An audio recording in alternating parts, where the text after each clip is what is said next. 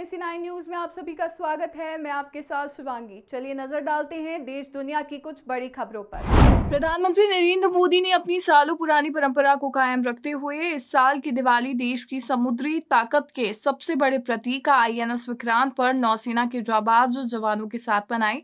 गोवा तट से दूर इस स्वदेशी विमान वाहक पोत के डैक से दिए उनके भाषण में न सिर्फ भावनात्मक जुड़ाव था बल्कि क्षेत्रीय तनाव के बीच पाकिस्तान को एक सख्त और स्पष्ट रणनीतिक संदेश भी दिया गया।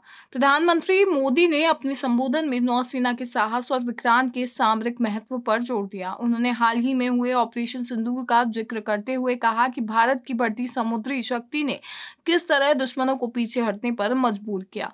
PM मोदी ने कहा, यह सिर्फ एक युद्धपोत नहीं है, ये 21वीं सदी के भारत की प्रतिभा, संकल्प और वैश्विक प्रभाव का प्रमाण है। INS विक्रांत ने भारत के सशस्त्र बलों की ऐसी ताकत दिखाई कि ऑपरेशन सिंदूर के दौरान पाकिस्तान को कुछ ही दिनों में घुटने टेकने के लिए मजबूर होना पड़ा। प्रधानमंत्री ने इस सफलता का श्रेय सिर्फ नौसेना को नहीं बल्कि तीनों सेनाओं के बीच रहे असाधारण तालमेल को दिया। उन्होंने कहा, तीनों सेनाओं ने जिस अद्भुत समन्वय के साथ काम किया उसी ने पाकिस्तान को समर्पण करने के लिए बाध्य किया। यूपी की योगी सरकार ने रामनगरी अयोध्या में दीपोत्सव को लेकर रविवार को अपने सभी पुराने रिकॉर्ड को तोड़ दिया। 2017 में सत्ता संभालने के बाद मुख्यमंत्री योगी आदित्यनाथ ने दीपोत्सव का आयोजन कराया और साल दर साल इसे नई ऊंचाइयां दी।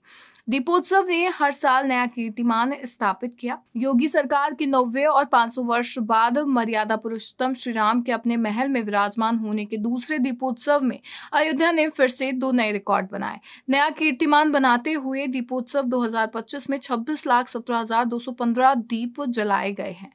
पिछले साल 2024 में प्रभु की नगरी में 25,12,585 दीपों से जगमगाई थी। वहीं दूसरा रिकॉर्ड सरयू मैया की आरती का रहा, जहां इस वर्ष एक साथ 2,128 वेदोचार्यों, अर्चकों व साधकों ने सरयू मैया की आरती की। ड्रोन से की गई दीपों की गणना के उपरांत दीपोत्सव ने नया कीर्तिमान Guinness book of world record में दर्ज किया है। मुख्यमंत्री योगी आदित्यनाथ की अयोध्या के प्रति प्रतिबद्धता ने फिर से रामनगरी को वैश्विक रिकॉर्ड सूची में दर्ज कराया है। Guinness book of world records के प्रतिनिधियों ने उत्तर प्रदेश सरकार के इस भव्य दीपोत्सव को देखा और अंततः एक साथ एक स्थान पर इतनी बड़ी संख्या में दीप प्रज्वलन को फिर से विश्व कीर्तिमान का दर्जा दिया। केदारनाथ मंदिर में कपाट बंद होने की प्रक्रिया के तहत भंकुट भैरव की आज्ञा लेने के बाद मंदिर के गर्भगृह से स्वयंभू लिंग के ठीक ऊपर स्थापित सोने का छत्र और कलश उतार दिया गया है। इससे पूर्व केदार सभा की ओर से केदार बाबा की विशेष पूजा संपन्न कराई गई। आज वही केदारनाथ मंदिर कपाट बंद होने से पूर्व गेंदे के फूलों से सजाया जा रहा है। केदार सभा के अध्यक्ष राजकुमार तिवारी ने बताया कि मंदिर को 3 क्विंटल गेंदे के फूलों से सजाया जा रहा है। भगवान की बिना श्रृंगार के आरती होगी। पंचपंडा रुद्रपुर के हकूक धारियों ने ये प्रक्रिया संपन्न की। बद्रीनाथ मंदिर को गेंदे के फूलों से सजाया गया है, साथ ही गुलाब व अन्य फूलों से आकर्षक आकृतियां उकेरी गई है। बद्रीनाथ धाम में BKTC तीर्थ पुरोहितों व हकूकधारियों के सहयोग से दीपोत्सव मनाएगी। अमेरिकी राष्ट्रपति डोनाल्ड ट्रंप ने एक बार फिर भारत पर तीखा हमला बोलते हुए चेतावनी दी है कि अगर भारत रूसी तेल खरीदना जारी रखता है तो उसे भारी टैरिफ का सामना करना पड़ सकता है।